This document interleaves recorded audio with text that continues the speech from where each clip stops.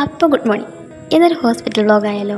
അപ്പോൾ ഞാനിതാ രാവിലെ തന്നെ ഹോസ്പിറ്റലിലോട്ട് പോകാനുള്ള തിരക്കിലാണ് കേട്ടോ. ഇവിടെ അടുത്താണ് ഹോസ്പിറ്റൽ, ഒരു 5 മിനിറ്റ് നടക്കേണ്ട കാര്യമുണ്ട്. അങ്ങനെ ഞാൻ ഇപ്പോൾ ഹോസ്പിറ്റലിലെത്തി. ഇന്ന് അത്യാവശ്യം തിരക്കുണ്ട് കേട്ടോ പുറത്ത്. അത് കണ്ടില്ലേ ക്യൂ നിൽക്കുന്നത്.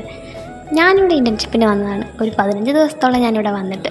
അപ്പോൾ അതിൻ്റേതായ എഴുതാനും വർക്ക് ചെയ്യാനും ഒക്കെ ഉണ്ട് കേട്ടോ ഞങ്ങൾക്ക്.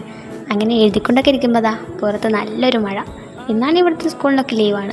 സാധാരണ കളക്ടർ ലീവ് കൊടുക്കുമ്പോൾ വെയിൽ വരേണ്ടതാണ്, പക്ഷേ ഇന്ന് നേരെ തിരിച്ച് മഴയായിപ്പോയി. ഞങ്ങൾക്കാണെങ്കിൽ തിങ്കൾ തൊട്ട് ഞായർ വരെ എന്നും വർക്കാണ്. അങ്ങനെ മഴയൊക്കെ കുറഞ്ഞിങ്ങനെ ഉച്ചയായപ്പോൾ അതാ ഫുഡ് കഴിക്കാൻ പിന്നെയും ഹോസ്പിറ്റലിലെത്തി. ഹോസ്റ്റലിൽ നിന്ന് ഫുഡൊക്കെ കഴിച്ച് പിന്നെ തിരിച്ച് ഹോസ്പിറ്റലിൽ പിന്നെയും പോയി.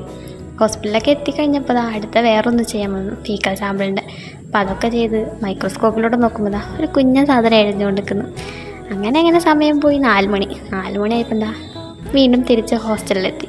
അങ്ങനെ ചായയെല്ലാം കുടിച്ച് റൂമിലോട്ട് പോയിക്കൊണ്ടിരിക്കുകയാണ്. അപ്പോൾ ഞാനിതാ റൂമിലെത്തി. അപ്പോൾ ഇന്നത്തേക്ക് ഇത്രയേ ഉള്ളൂ. Okay, bye.